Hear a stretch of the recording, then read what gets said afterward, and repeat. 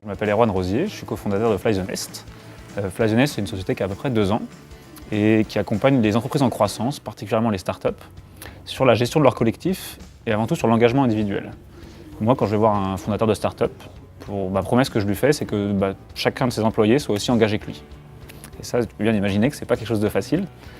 Du coup, on va travailler sur pas mal de sujets, on va essayer de démystifier la stratégie et d'en faire un outil au quotidien pour chacun des employés, afin qu'il sache où il va et qu'est-ce qu'il construit. C'est quand même le premier élément sur lequel il peut collaborer avec son patron, donc c'est quand même une bonne chose.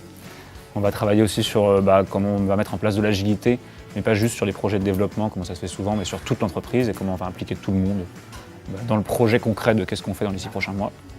Et enfin, on va beaucoup travailler aussi sur la culture d'entreprise, comment on fait pour mieux savoir qui on est. C'est une question intéressante aussi pour les individus. Pour une entreprise, ça reste aussi un long cheminement que de savoir qui on est, qu'est-ce qu'on porte et quelles valeurs on veut incarner face au monde.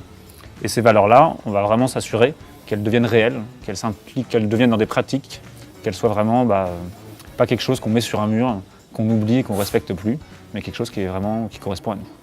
La bienveillance, c'est un concept qu'on pourra discuter, mais qui pour moi n'est pas forcément applicable à tous les types d'organisations. Et la bienveillance, ce n'est pas forcément quelque chose qui est indispensable à tous les managers de demain, même si on peut espérer qu'ils ne sont pas malveillants.